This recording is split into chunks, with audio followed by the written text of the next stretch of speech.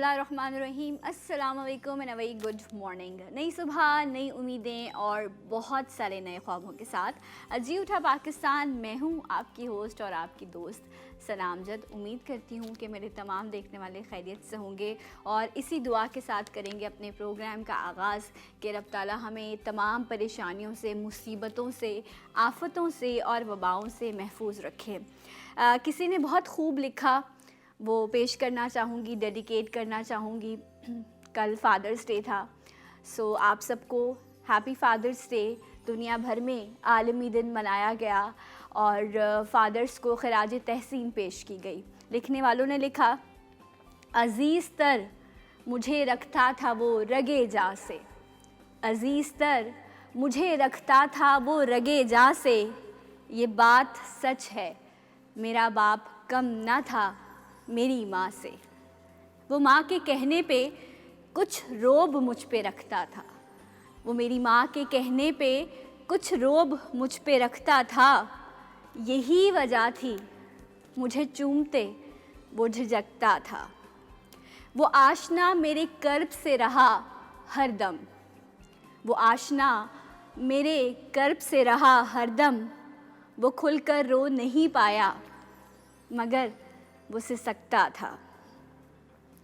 जुड़ी थी उसकी हर एक हाँ फ़कत मेरी हाँ से, जुड़ी थी उसकी हर एक हाँ फ़कत मेरी हाँ से, ये बात सच है मेरा बाप कम ना था मेरी माँ से। हर एक दर्द को चुपचाप खुद पे सहता था, तमाम उम्र अपनों से वो कट के रहता था। वो लौटता था कहीं देर रात को दिन भर, वजूद उसका पसीने में ढल के बहता था। गिले थे फिर भी मुझे, गिले थे फिर भी मुझे ऐसे चाक दामा से, ये बात सच है मेरा बाप कम ना था मेरी माँ से। पुराना सूट पहनता था कम वो खाता था, पुराना सूट पहनता था कम वो खाता था, मगर खिलौने मेरे सब ख़रीद वो लाता था। वो मुझको सोते हुए देखता था जी भर के, वो मुझको सोते हुए देखता था जी भर के, न जाने सोच के क्या क्या वो मुस्कुराता था। मेरे बग़ैर सब ख्वाब थे उसके वीरां से, मेरे बग़ैर सब ख्वाब थे उसके वीरां से, ये बात सच है कि मेरा बाप कम ना था मेरी माँ से। अल्लाह ताला हम सब के वालदैन को सलामत रखे और जिनके वालदैन में से चाहे उनकी वालदा या उनके वालिद इस दुनिया से रुखसत हो गए हैं तो अल्लाह ताला उनकी मग़फ़िरत फ़रमाए और हमें हिम्मत दे कि हम अपने पेरेंट्स का अच्छे तरीके से ख़याल रख सकें और अगर वो इस दुनिया से जा चुके हैं तो हम उनकी मग़फ़िरत के लिए दुआ कर सकें, उनका ईसाले सवाब का जो है वो एहतमाम कर सकें। और जब कल आलमी जो है फ़ादर्स डे सेलिब्रेट किया गया वर्ल्ड वाइड, सो बहुत सारे लोग, मेरे जैसे लोग जिनके वालिद का साया उनके सरों पर सलामत नहीं, उन्होंने उनको बहुत मिस किया। बल्कि ये एक दिन क्या, हर लम्हा जब उनकी कमी महसूस होती है तो एक अजीब सी तकलीफ़, एक अजीब सी अज़ियत महसूस होती है। लेकिन आई नो कि वो जहाँ पर भी हैं वो बहुत बेहतर जगह पर हैं और वो वहीं से तमाम तर ब्लेसिंग्स मेरे लिए, अपने बच्चों के लिए भेज रहे होंगे। तो बस इतना कहना चाहूँगी कि इस कोरोना की वजह से शायद हमें कुछ टाइम मिल गया है कि वो जो हम ये कहते थे कि मेरे पास वक्त ही नहीं है अपने पेरेंट्स के पास बैठने के लिए या उनसे मिलने के लिए। मुझे भी शायद इस तरह की बड़ी शिकायतें होती थी। मेरे फ़ादर 7 साल डायलिसिस पर रहे, सो सुबह मेरा मॉर्निंग शो होता था और सुबह ही उनका डायलिसिस होता था, तो मैं वो टाइम उनके साथ स्पेंड ही नहीं कर पा रही होती थी क्योंकि वो जब डायलिसिस पर होते थे उस टाइम पर मैं शो कर रही होती थी। सो क्या कहूँ, एक रिग्रेट है अजीब सा ज़िंदगी में, दिल में, कि शायद जितना वक्त मुझे उनको देना चाहिए था वो मैं उनको नहीं दे सकी। बहुत तकलीफ़ में, बहुत अज़ियत में अक्सर हमारे पेरेंट्स होते हैं, लेकिन हम अपनी मजबूरियों में काम करना, अपनी जॉब को लेकर चलना, अपने प्रोग्राम को अच्छे से करना, ये भी शायद एक ज़िम्मेदारी थी। ये भी उन्हीं की तरफ से सिखाया गया था कि जो कमिटमेंट किया उसको पूरा करो। लेकिन मैं एक बात सच कह रही हूँ कि ये दुनिया एक तरफ है और आपके वालिदैन इन सब चीज़ों से सबसे ऊपर हैं। हम चाहें तो हम हर चीज़ के लिए वक्त मैनेज कर सकते हैं। और जब हम छोटे होते हैं तो वो अपनी नौकरियों के साथ साथ हमारी भूख का, हमारी ज़रूरियात का, हमारे रोने का, हमारी खुशी का, हर चीज़ का एहसास करते हैं ना, तो हम क्यों नहीं कर पाते। सो इसलिए मैं आज रिग्रेट कर रही हूँ। देखें, मैं एक्सेप्ट कर रही हूँ आप लोगों के सामने कि शायद जितना मुझे उनको वक्त देना चाहिए था शायद मैं नहीं दे सकी। अब मैं उसमें ये कहूँ कि मेरी जॉब की ज़रूरत थी इस तरह की, तो मुझे लगता है कि ये मेरे लिए एक एक्सक्यूज़ होगा। तो मैं आप सबसे कहूँगी कि अगर आप लोगों की ज़िंदगी में अल्लाह ताला ने आपके सरों पर बाप की शफ़क़त रखी है, बाप का साया सलामत रखा है, तो जितना हो सके आप उनकी दुआएं लें। क्योंकि हम दर दर घूमते हैं, हम जगह जगह जाते हैं, लोगों से मदद मांगते हैं, लेकिन ये जो अल्लाह ताला ने माँ बाप का रिश्ता और अपने बच्चों से जो जोड़ दिया है ना, और जो वो हमारे लिए दुआ करते हैं, वो जो हमारे लिए एहसास करते हैं, उसका शायद कोई नेमुल बदल ही नहीं है। तो बेहतर यही है कि माँ बाप की दुआएं समेटी जाएं, बाप की शफ़क़त। और अक्सर ऐसा होता है कि स्पेशली जब हम अपने फादर्स की बात करें, हमारी माएँ तो बड़ी इमोशनल होती हैं ना, वो हर बात कह भी देती हैं, वो शिकवा भी कर लेती हैं कि तुम बैठते नहीं हो मेरे पास, या तुम मेरे लिए ये नहीं करती हो। लेकिन ये जो फादर्स होते हैं ना, अल्लाह ताला ने इनको इतना स्ट्रॉन्ग बनाया है कि ये हर इमोशन अपना जो है वो अपने बच्चों से छुपा लेते हैं। चाहे आप कितने भी बड़े हो जाएं, लेकिन आपके जो फादर हैं वो अपने दुख को, अपने इमोशन को छुपाना जो है वो बेहतर तरीके से जानते हैं। एंड आई रिमेंबर, अभी जब मैं आपसे बात कर रही हूँ तो मुझे वो लम्हा याद आ रहा है कि जिस वक्त उनके कुछ आखिरी लम्हात थे, मैं उनके साथ थी। अब मैंने अपने हाथ से उनको चंद आखिरी घूंट पानी के मैंने ख़ुद पिलाए, और वो सारा सिलसिला। तो ये ज़िंदगी में इस तरह के लम्हात देखना, कहते हैं कि वालिदैन के लिए बड़ा मुश्किल होता है अपनी औलाद को बुरे हाल में या उसके जनाजे को देखना। मुझे लगता है कि एक औलाद के लिए भी ये लम्हा उतना ही तकलीफ़ दे होता है जितना शायद वालिदैन के लिए होता होगा, कि जब आप अपने सर से साया जाते हुए देख रहे होते हैं। और ये बड़ी सच बात है कि जब आपके वालिदैन सलामत होते हैं तो वो ऐसे ही होते हैं कि एक कड़ी धूप है और वो दरख्त की तरह आप पर साया किए हुए हैं, और ये जो धूप की शिद्दत है ना, इससे आपको महफूज रखते हैं। लेकिन जब ये साया चला जाता है तो ये धूप की शिद्दत, ये हिद्दत आपको तकलीफ़ भी देती है और आपको जला भी देती है। इसलिए जितना हो सके अपने वालिदैन का एहतराम कीजिए, उनका ख़याल कीजिए, क्योंकि बेटी का अपने बाप से रिश्ता ऐसा है जिसे शायद इस दुनिया में लफ्ज़ों से बयान ना किया जा सके। सो पप्पा, I am really sorry and I love you so much. Break लेंगे, मिलेंगे आपसे ब्रेक के बाद। जी उठा पाकिस्तान।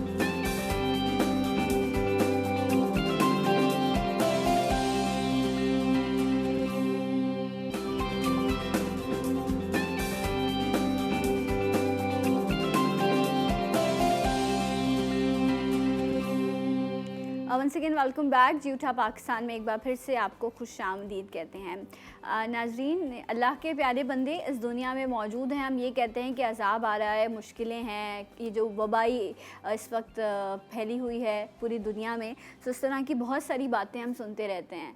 लेकिन इस दुनिया पे, इस ज़मीन पर अल्लाह के वो प्यारे बंदे मौजूद हैं जिनकी वजह से कहते हैं कि ये दुनिया चल रही है। तो एक अल्लाह का ऐसा ही प्यारा बंदा इस वक्त हमारे साथ शो पर भी मौजूद है, जिनको अल्लाह ताला ने माशाल्लाह अल्हम्दुलिल्लाह अपने माँ बाप की दुआओं के सदक़े में बेशुमार नवाजा, और इन्होंने इस बात का एहसास किया कि अगर अल्लाह ताला मुझे अपनी नेमतों से, इतने सारे वसाइल से नवाज रहा है, तो मैं अपनी इमीडिएट फैमिली की खुशियों का तो एहसास करूं, जो कि हम सब पर लाजिम है। लेकिन इन्होंने ये सोचा कि मैं क्यों ना अल्लाह की तरफ से दिए हुए माल को दूसरों तक भी पहुंचाऊं, ताकि मैं अल्लाह ताला को भी राज़ी कर सकूं। और यही बेहतरीन तरीका है कि जब रब ताला आपको चुन ले तो आप रब की दी हुई उस नेमत के बदले में एक तजारत करें अल्लाह से। और वो तजारत यही है कि जो भी इंसान आपके साथ बसते हैं, वो किसी भी मज़हब, किसी भी रंग व नस्ल के हैं, आप ये सोचें कि ये अल्लाह के बंदे हैं और मैंने इनका एहसास करना है। ऐसी ही एक मिसाल, एक नाम आज इस जी उठा पाकिस्तान का हिस्सा है। इन्होंने चाहे यतीम बच्चे हों, मेंटली या फिज़िकली जो चैलेंज लोग होते हैं उनका एहसास किया। एक इन्होंने सेंटर बनाया जहाँ पर जो यतीम ऑर्फन्स बच्चे होते हैं उनको रखा जाता है, स्वीट होम फाउंडेशन के नाम से। इसके साथ साथ बोर्ड मेंबर हैं ये बैतुल माल सिंध के। इसके अलावा चेयरमैन हैं ये इकरा यूनिवर्सिटी के। सबसे बेहतरीन चीज़ मुझे ये लगी कि जिस तरह से हमेशा ये हमारा दीन भी कहता है कि जो लोग यतीम बच्चों के सरों पर हाथ रखते हैं उनके लिए जो है जन्नत की नवीद सुनाई जाती है। तो मुझे बहुत अच्छा लगा, खुशी हुई इनकी ये तमाम चीज़ें जान के। राशन एक्टिविटी इन्होंने की इन दिनों में जब ये कोरोना की सिचुएशन हुई, सैलानी वेलफेयर के साथ कोलैबोरेशन के साथ। इस वक्त एक बेहतरीन चीज़ जो माशाल्लाह से ये करने जा रहे हैं, एक हॉस्पिटल जो नॉर्थ नाज़िमाबाद ब्लॉक बी में इंशाल्लाह कायम हो रहा है। State of the art treatment ये लोग वहाँ ऑफ़र कर रहे हैं जेडीसी की कोलैबोरेशन के साथ, जहाँ पर फ्री जो है इलाज किया जाएगा कोरोना के पेशेंट्स का। क्या मज़ीद इन्फॉर्मेशन है, हम इनको मुबारकबाद भी पेश करेंगे और इनको वेलकम भी करेंगे। मेरे साथ मौजूद हैं किसी तारुफ के मोहताज नहीं है मिस्टर हुनैद लाखानी। अस्सलाम वालेकुम and a very good morning. वालेकुम अस्सलाम बहन, आपने तो ऐसा इंट्रोडक्शन किया कि मैं ख़ुद परेशान हो गया कि किसके लिए बात कर रही है। बस थोड़ी सी कोशिश कर रहे हैं कि कुछ बेहतरी ला सकें इस माशरे के अंदर, बाकी और कुछ भी नहीं है। अल्लाह बेहतर जानता है। सर यू डिज़र्व, हर आदमी की जिम्मेदारी है जो काम आपने बताया। सर यू डिज़र्व मोर। अल्लाह ताला नवाजता तो है लोगों को, लेकिन हिदायत ढूंढना ये इंसान के अपने बस की बात है। तो ये अल्लाह ताला ने इंसान के साथ छोड़ा है, तो मैं आपको इस पर मुबारकबाद भी पेश करूँगी। And I heard about your health कि आप भी कोरोना पॉजिटिव हुए थे, so you are feeling better now? नहीं, अल्लाह का शुक्र है मैं कोरोना पॉजिटिव नहीं हुआ।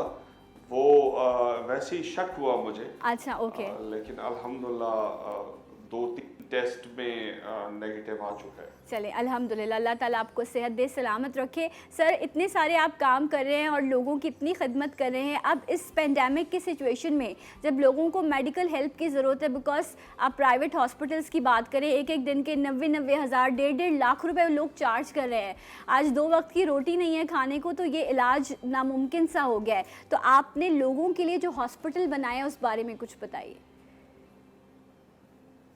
देखिए, हॉस्पिटल का मेरा किसी किस्म का कोई एक्सपीरियंस नहीं है, ना था। ये वालिद साहब की वसीयत थी कि एक आलीशान हॉस्पिटल यहाँ पे बनाया जाए ताकि इसका ईसाल सवाब उनको मिलता रहे और सदका जारिया रहे। तो इस हॉस्पिटल का मकसद कोई भी इस दुनिया में हासिल करना नहीं है।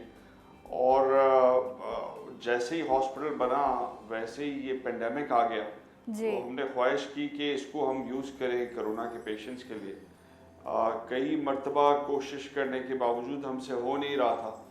तो जब ज़फ़र साहब आए हॉस्पिटल में और उन्होंने सहारा दिया और कंधा दिया, तो ऐसा लग रहा है कि चीज़ें बड़ी तेज़ी से, बड़ी अच्छी तरीके से होती जा रही है माशाल्लाह। तो अल्लाह करेगा कि ये सारी चीज़ें हो जाएंगी और हम एक आदमी की भी अगर जान बचा ली तो ऐसा है जैसे पूरी मखलूक की जान बचा ली। बेशक ऐसा ही है। अपनी तरफ से कोशिश करेंगे कि इलाज भी फ्री हो, दवाएं भी फ्री हों, एक्सरेज भी फ्री हों, टेस्ट भी फ्री हों, वेंटिलेटर्स भी फ्री हों, और इसकी कोई इतनी ज़्यादा कॉस्ट है नहीं।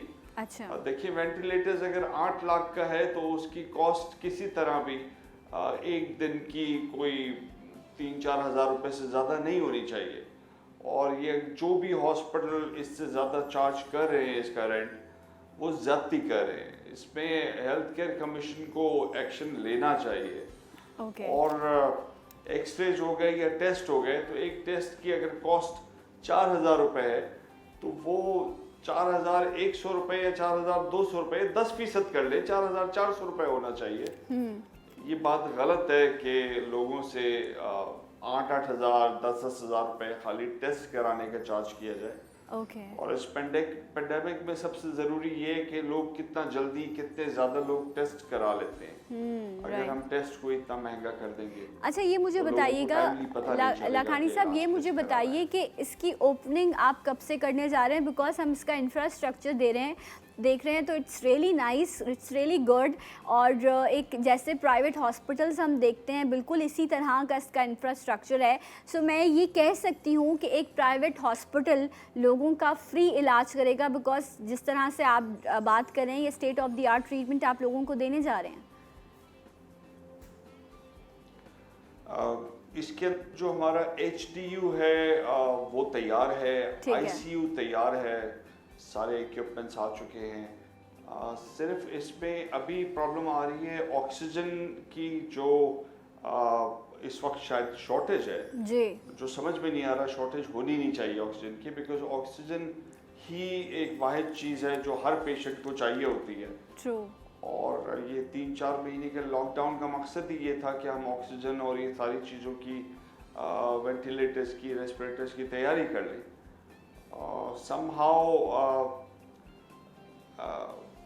समझ में नहीं आता कि ऑक्सीजन कैसे शॉर्ट हो गई। राइट। सो इस बारे में आपने किसी जो हमारे हेल्थ मिनिस्टर हैं या बाकी सारे लोग हैं उनसे आपने कोलैबोरेट करने की कोशिश की कि जी आप लोगों के पास तो अस्पताल नहीं है प्रॉपर काम करने वाले, मैं काम कर रहा हूं तो कम से कम मेरी मदद कर दें ताकि जो है हम इसको जल्दी ओपन करके और लोगों को जो है वो सहूलत फराहम कर सकें। आपकी कोई कोलैबोरेशन हुई है गवर्नमेंट के किसी शख्स से? नहीं, गवर्नमेंट के साथ हमने कई बार कोशिश की लेकिन मेरी तो नहीं हो सकी। अच्छा। आई थिंक जफ़र कोशिश कर रहे हैं JDC से। हमें मिलिट्री ज़राए से पता चला है कि वो लोग इंटरेस्टेड हैं इसको मैनेज करने के लिए। ओके। तो हमने उनको ऑफर कर दिया है कि वो बेशक लेके इसको मैनेज करें, for civilians also, for military personnel also. तो इंशाल्लाह अगर 1-2 दिन में हो जाएगा तो हमारी बड़ी हेल्प हो जाएगी इंशाल्लाह। सर हमारा तो अपना एक्सपीरियंस नहीं है अभी इतना कि हम ये हेल्थ केयर कमीशन और तमाम ब्यूरोक्रेसी को डील कर सकें। मिलिट्री इदारा होगा तो उनके सामने कोई इस तरह के ब्यूरोक्रेट तंग नहीं कर सकेंगे, ये ब्यूरोक्रेटिक हर्डल्स नहीं होंगे। एग्जैक्टली ये बड़ी अच्छी एफर्ट होगी। अच्छा मुझे ये बताइए कि उस दिन हमारे साथ डाउ से भी खातून मौजूद थी और वो यही जिक्र कर रही थी कि इस वक्त जो सबसे बड़ी सिचुएशन है, अगर मैं वेंटिलेटर्स भी लगा दें, हम बेड्स भी लगा दें, बट हमें टेक्नीशियंस की, हमें ट्रेन स्टाफ की, हमें डॉक्टर्स की, मेडिकल स्टाफ की ज़रूरत है। सो आप इंशाल्लाह जल्दी ये हॉस्पिटल ओपन होगा तो क्या आपके पास ऑन बोर्ड इतनी टीम, इतने टेक्नीशियंस मौजूद हैं कि ईज़िली या आप रिक्वेस्ट करेंगे लोगों से कि वो आपको ज्वाइन करें? आप ये आपने बड़ी अच्छी बात की। मैं आपके चैनल की तवज्जुह से इस वक्त सब लोगों से रिक्वेस्ट करूंगा कि जितने ज़्यादा लोग आ सकें हमारे पास आएँ। We need about 100 people. वो 4 बैचेस में होंगे 6-6 घंटे के। ठीक है। तो जितने लोग आते हैं उतना अच्छा है, लेकिन ये इस वक्त ऐसी वबा आई हुई है कि डॉक्टर्स जो हैं वो फ्रंट लाइन में हमारे सोल्जर्स हैं और अगर इस वक्त वो अपना जिम्मेदारी नहीं निभाएंगे तो फिर कब करेंगे। ये वक्त तो लड़ने का है और इसमें डॉक्टर्स को आगे आना पड़ेगा। अच्छा, सो अभी ऑलरेडी स्टाफ है आपके पास मौजूद, लेकिन आप ये कह रहे हैं कि अभी आपको और मेडिकल वर्कर्स की, डॉक्टर्स की ज़रूरत है जो आपसे कोलैबोरेट कर सकें। कोई नंबर, कोई आपकी वेबसाइट जो आप अनाउंस करना चाहें? अनफॉर्चुनेटली जो टेक्नीशियंस हैं और एनेस्थीसियोलॉजिस्ट हैं जी, वो ट्रेन करना बहुत ज़रूरी था पिछले 3-4 महीने में, और ये ट्रेनिंग कोई ज़्यादा लंबी नहीं है, 3-4 दिन की है। और ये गवर्नमेंट का काम था कि हज़ारों के हिसाब से लोग जो नर्सेज हैं, पैरामेडिक स्टाफ हैं, उनको ट्रेनिंग दे दें। अभी तक उन्होंने ट्रेनिंग एक भी नहीं दी, सिर्फ लॉकडाउन किया है, which is not the solution. ये ट्रेनिंग ही सोल्यूशन है और इनको करना चाहिए इमीडिएटली वॉर फुटिंग पे। अभी भी टाइम है, आगे जाके टाइम नहीं मिलेगा, राइट, क्योंकि इतनी ज़्यादा पेशेंट्स होंगे कि कोई भी संभाल नहीं सकेगा। ओके। अच्छा, मैं आपसे चाह रही थी कि कोई नंबर, कोई वेबसाइट ऐसी जो आप अनाउंस करना चाहें ताकि अगर लोग आपसे कांटेक्ट करना चाहें, बहुत सारे एक्सपर्ट्स भी होंगे एंड शायद बहुत सारे लोग ऐसे भी होंगे जो आपको ज्वाइन करें और ये कहें कि हम आपको ज्वाइन कर रहे हैं एज अ वॉलंटियर, आप हमें टेक्निकली ट्रेन करें ताकि हम आगे जाके लोगों के लिए काम कर सकें। हुसैन लखानी हॉस्पिटल अगर आप गूगल पे लिखेंगे तो उस पे उसकी सारी डिटेल्स आ जाएंगी।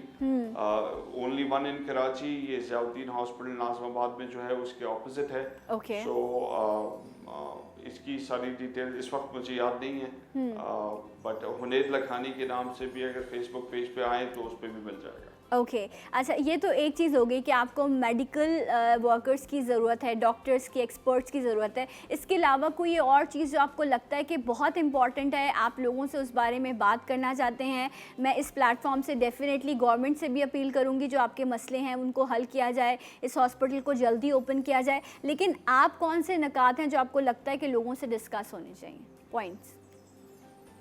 देखिए, मेरे हिसाब से हज़ारों के हिसाब से पेशेंट्स होंगे और उनको जो दवाइयाँ चाहिए वो अगर 10 रुपए की है तो इस वक्त 100 रुपए की बिक रही हैं, ब्लैक हो रही हैं। जो बाकी इंजेक्शन वगैरह हैं वो भी लाखों रुपए में चले गए हैं, जबकि उनकी वैल्यू इतनी नहीं है।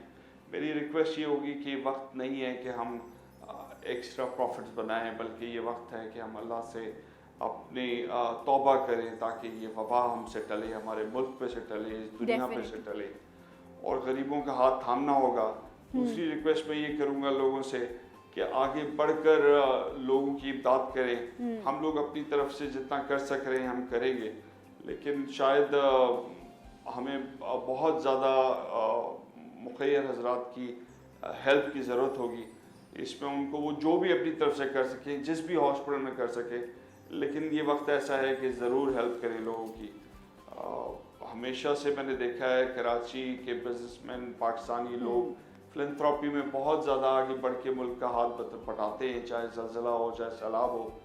आज भी इतनी बड़ी वबा है कि इसमें हम सबको निकलना पड़ेगा, एक दूसरे को कंधा देना पड़ेगा, पीछे ना रहें। बहुत बहुत अच्छी बात आपने की, और मैं यही रिक्वेस्ट मैं अपने देखने वालों से भी करना चाहूँगी कि चाहे आप एज अ वॉल्टियर इन्हें ज्वाइन कर सकें, ज़रूर ज्वाइन कीजिएगा। आप मेडिकल टीम के तौर पर इनको टाइम देना चाहते हैं, बहुत सारे लोग होंगे जो डेफिनेटली ये लोग ऑन बोर्ड लेंगे, लेकिन कुछ लोग ऐसे भी हैं जो एज अ वॉल्टियर जाना चाहें, वो ज्वाइन कर सकते हैं। आप इनको मेडिकली कोई बेड्स हैं, मेडिसिन है, कोई चीज़ आप डोनेट करना चाहें आप वो कर सकते हैं। आप इनको पैसे दे सकते हैं, जाइए जाकर सेटअप देखिए, अपनी तसल्ली कीजिए। और मैं इस वक्त देखकर मुझे बहुत खुशी हो रही है कि पाकिस्तान में जब हम बात करते हैं कि जी हमारे जितने भी सियासतदान हैं उनको तो अपने इलाज के लिए कोई हॉस्पिटल नहीं मिलता, क्योंकि उन्होंने आज तक अपनी नस्लें बड़ी कर ली, लेकिन वो पाकिस्तान में कोई ऐसा हॉस्पिटल नहीं बना सके। तो अगर ये लोग इतना अच्छा काम कर रहे हैं तो हमें इनको सपोर्ट करना चाहिए। एंड सर अगेन मैं आपको बहुत बहुत मुबारकबाद पेश करूँगी इस पर। शुक्रिया, बहुत बहुत शुक्रिया। राइट, लास्ट में कोई आप मैसेज तो तमाम देखने वालों को देना चाहें?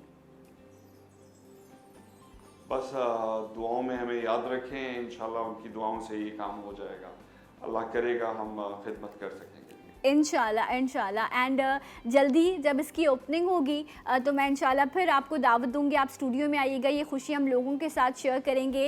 एंड एज अ वॉलंटियर मैं आपको ज्वाइन करती हूँ, जैसे ही आप लोग ओपन करेंगे इंशाल्लाह जो भी, क्योंकि हमें कुछ मेडिकल का काम नहीं आता, लेकिन फिर भी जो भी हमारी ज़रूरत होगी मैं और मेरी टीम आपके साथ हैं। बहुत बहुत शुक्रिया, आप ऑलरेडी जो कर रही हैं वो भी बहुत है, अवेयरनेस इसके लिए बहुत ज़रूरत है। राइट, और हमें भी आप मैसेज मैं देना चाहूँगा आपके प्रोग्राम प्लीज से कि ये जो हॉस्पिटल है इसके अंदर हम सिर्फ कोरोना पेशेंट्स को डील करेंगे।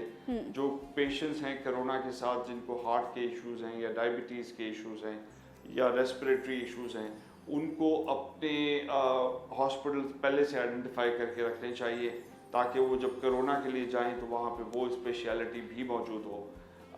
ये बहुत ज़रूरी है कि आप किसी ऐसे हॉस्पिटल में ना जाएं जहाँ पे दूसरी बीमारियों की एक्सपर्टीज़ मौजूद ना हो। यहाँ पे सिर्फ this is only corona centre. अगर किसी को हार्ट की या किसी और चीज़ की ज़रूरत है तो उस हिसाब से अपने हॉस्पिटल सेलेक्ट करके रखें।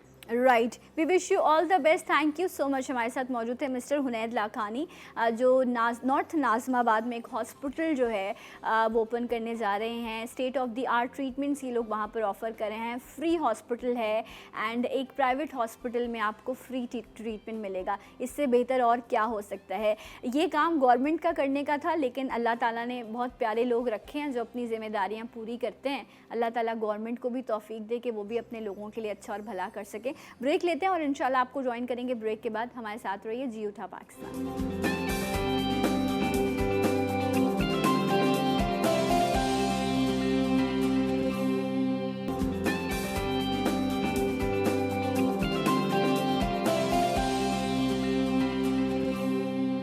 Once again welcome back. जी उठा पाकिस्तान में आपको एक बार फिर से खुश आमदीद कहते हैं। और ये जो वबा है पता नहीं ये कब जाएगी, सब यही पूछ रहे होते हैं कब सब कुछ ठीक होगा, कब होगा। फिर हम एक दूसरे को दुआएं देना शुरू कर देते हैं। फिर हम कहते हैं ज़िंदगी बड़ी बदल सी गई है, बड़ी रुक सी गई है। अच्छा, ये जो ठहराव है ना, कहीं कहीं ये ठहराव जो है, मैं यकीन करें ये जो वबा है, मैं इसके बारे में बात नहीं करी। वो एक तरफ मैं उस ठहराव की बात कर रही हूँ जिसकी हम सबको ज़रूरत थी, हम सबको ज़रूरत थी।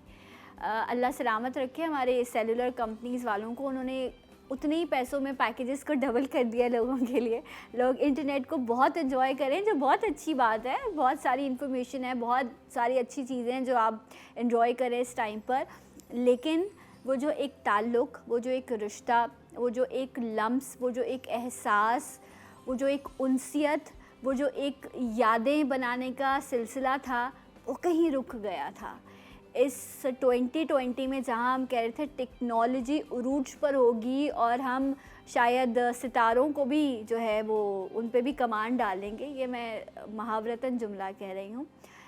ऐसी सोच थी हमारी, लेकिन हमें कहा गया ये है तुम्हारी लाइन, आ जाओ यहाँ पे खड़े हो जाओ वापस। वो कहते हैं ना, कभी हमारी लाइन आती है और हमें गलती कर लेते हैं, हमें वापस भेज दिया जाता है, दोबारा लाइन में लग जाओ। तो ये वाला सिलसिला हुआ है अब हमारे साथ। अच्छा, कुछ लोगों ने इसको एक्सेप्ट कर लिया है, कुछ लोग इसको एक्सेप्ट नहीं कर पा रहे। एक अजीब सी एंजाइटी है, क्या होने वाला है। अच्छा, जो हुआ था उसका स्ट्रेस भी है तो वो डिप्रेशन बन गया, जो आने वाले वक्त की टेंशन है वो एंजाइटी है। तो जब ये डिप्रेशन और एंजाइटी बनती है तो कुछ अजीब सा ही हाल हो जाता है, ठीक है, बुरा हाल हो जाता है इनफैक्ट। तो इस बुरे हाल में सुकून की हम बात करते हैं, और एक सड़क पे बैठा हुआ शख्स भी सुकून ढूंढ रहा है, और एक कुर्सी पर शेरवानी पहन के ओथ लेके बैठा हुआ शख्स भी यही कह रहा है मिल जाएगा सुकून, मट्टी में ही जाके मिलेगा, वैसे तो नहीं मिलना। तो ढूंढ लेते हैं कि शायद दुनिया में भी कहीं मिल जाए। मेरे साथ योगी वजाहत मौजूद हैं। अस्सलाम वालेकुम। वालेकुम अस्सलाम। लेकिन हमें बता दिया गया है कि मट्टी में जाओगे तो हाँ, बड़ी गहरी बातें करती हैं। मैं नहीं करती, मैंने तो कोट किया है लोगों को। फिर ये कहा गया कि जितनी कम तनख्वाह होगी उतना अजाब भी कम होगा, क्योंकि जवाब ही कम है तो कोई मसला ही नहीं होता। हाँ, भूखा मर जाए तो मरने में आसानी रहती है। ऐसा क्यों? उसकी वजह है कि डेड आपने बॉडी। उस दिन मुझे बोला था मरने मराने की बातें नहीं तो आपने इतनी गहरी बातें की खबर में चैन मिलेगा, तो मैं भी मुताला करता हूँ। मैंने तो किसी को कोट किया नहीं। वैसे एक बात आपकी बड़ी सही है, हर चीज के दो पहलू होते हैं।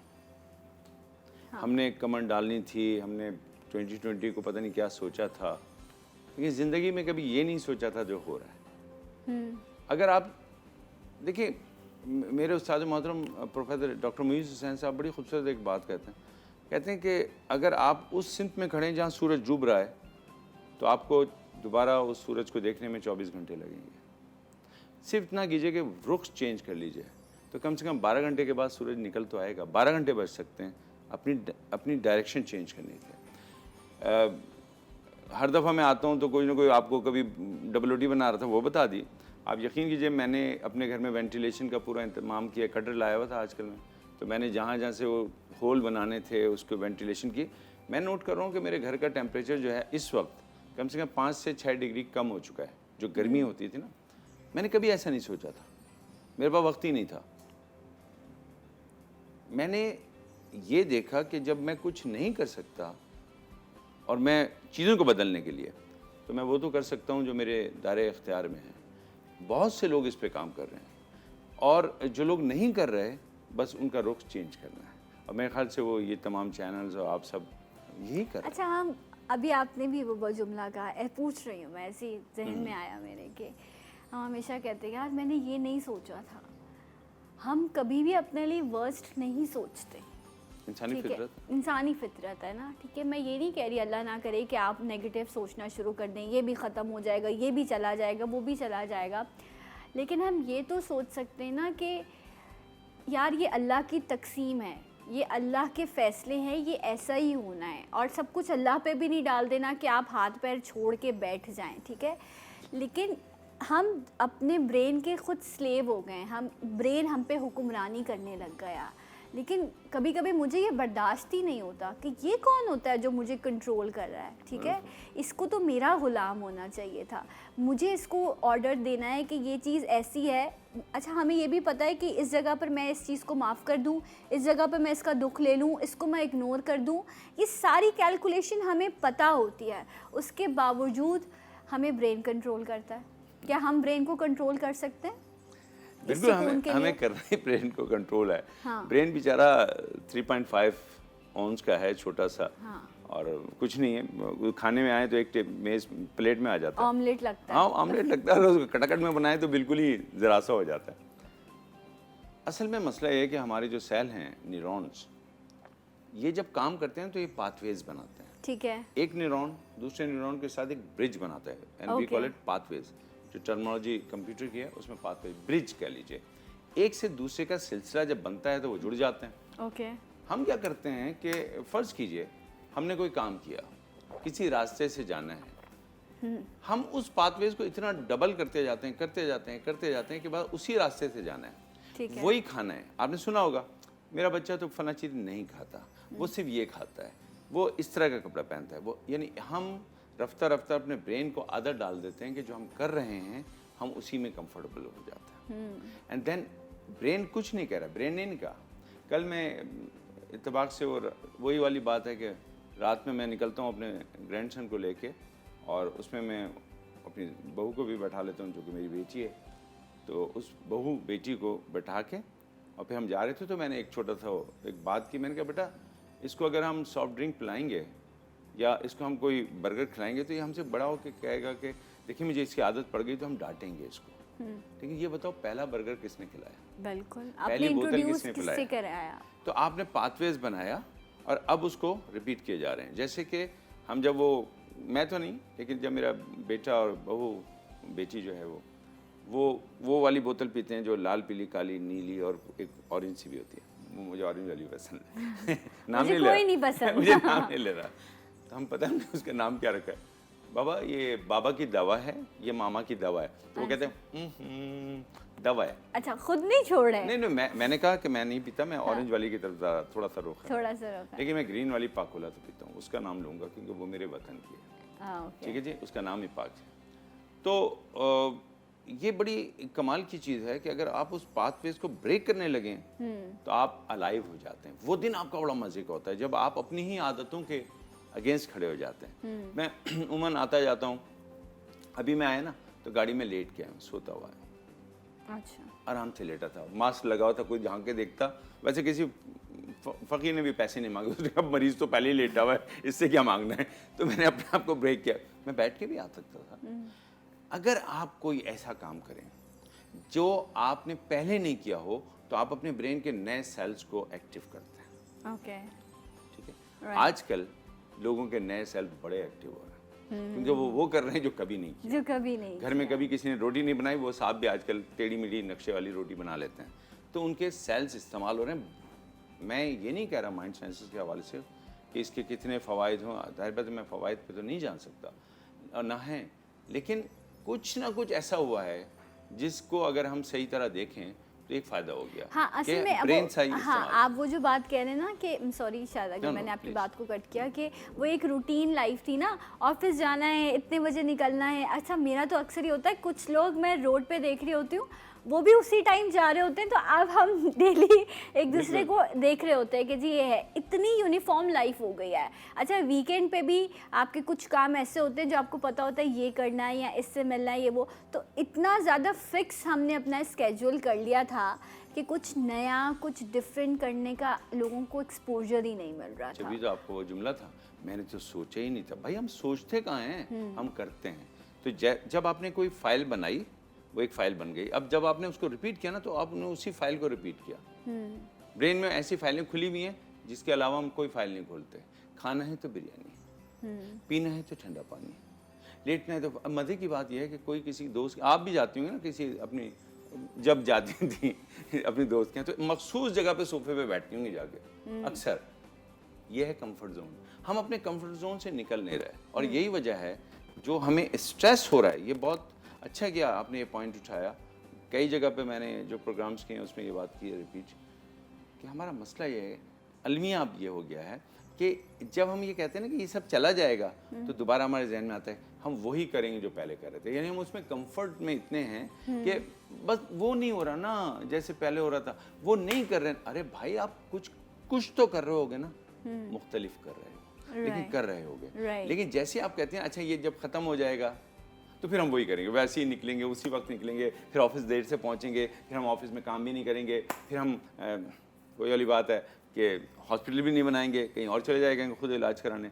तो ये सब करेंगे, क्यों करेंगे कि हमारे कंफर्ट है। ये बेहतरीन मौका है, आइए अपने कंफर्ट से बाहर निकलते हैं। देखें आप गली में निकल के, जिस गली में सिर्फ आप गाड़ी पार्क करके अंदर चले जाते थे और घर से बाहर निकल के गाड़ी स्टार्ट करके ऑफिस आते थे, निकल के देखें कि वहाँ पे कचरा कितना है, देखें कि वहाँ पे कुछ गड्ढे हैं जिसको भरा जा सकता है, कम से कम कुछ नहीं तो डिस्टेंस पे रहते हुए अपने मोहल्ले के कुछ लोगों से मिल लीजिए जिनसे कभी नहीं मिले। हाँ, लेकिन इसमें तो हम सिंपली ये कह देते ना ये तो मेरा काम ही नहीं है, ये तो अब तो काम है, ये तो इदारे हैं जिनका काम है, हम उनको भला बुरा अपना घर, अपनी इवन आप अपनी गली तक को ओन नहीं करते कि मैं अगर कचरा भी बाहर फेंक दूँ या अपने घर से 2 घर छोड़ के कोई खाली प्लॉट है तो हमने उसको कचरे का घर बना दिया है। सना अभी बेटा तुमने अभी थोड़ी देर पहले एक ऐसे शख्स से गुफ्तगू की है जिनको मैं भी बहुत ऑनर देता हूँ, हसन लाखानी साहब, लाखानी पूरी फैमिली। क्या इन्होंने ब्रेक नहीं किया? क्या ये वो लोग नहीं थे जो कहते हैं कि इदारों का काम है, मेरा तो काम नहीं है। नाज़िमाबाद जैसी जगह पे एक बनाना, हॉस्पिटल बनाना कमाल की बात, कम बात है। ये सोचना कैसी बात है, क्यों सोचा पता है उन्होंने? इस दौर में जब लोग क्राइसिस में हैं तो कुछ मुख्तलिफ सोचा, और जो मुख्तलिफ सोचते हैं वो कामयाब लोग होते हैं। एग्जैक्टली फिर आपको अल्लाह की मदद मिलती है। अच्छा, लास्ट टाइम जब आप आए थे तो आपने कुछ एक्सरसाइजेज बताई थी कि बैठे बैठे, क्योंकि टाइम भी मेरे पास इस वक्त कम है, तो कोई और एक ऐसी एक्सरसाइज जो लोग घर में इजीली कर सकें जो आप बताएं। देखिए एक तो एक्सरसाइज बहुत मज़े की है, वो मैं चाहता हूँ कि कमर में दर्द जो लोगों को अक्सर रहता है उसके 2 पहलू मैं बता रहा हूँ, कई पहलू हैं, उसको कर लीजिए। ठीक है, लगे तो मैं भी कर लेता हूँ। हाँ बिल्कुल, आप करेंगे तो बाकी सब करेंगे ना। ठीक काम किया ना घर में, तो मुझे भी कमर। एक तो ये कि थोड़ा सा पैरों को खोलें, इतना जितने शोल्डर से थोड़ा सा ज्यादा है, ये शोल्डर का लाइन है मेरी, मैंने शोल्डर से ज्यादा खोला, और अपने सीधे हाथ को मैंने उल्टी घुटने पे रख के और उल्टे हाथ को मैंने थाई के पास रखें या फिर पीछे लेके जाएं, और अब बिल्कुल स्ट्रेट रहते हुए अपने आप को जरा सा ट्विस्ट करने की कोशिश करें। देखिए मेरी गर्दन भी घूम गई है और मैंने इस हाथ के जरिए अपने आप को घुमा रहा हूँ। 1 2 3 4 5 6 7 8 9 और 10, यहाँ 10 तक गिने। लाइट इस दौरान सांस लेते रहें, क्योंकि अक्सर लोग पूछते हैं सांस लेनी है। भाई मैंने कहा तो नहीं था सांस ही तो लेनी है इस वक्त, तो जंगी तो यही है कि सांसें चलती रहे। 2 3 4।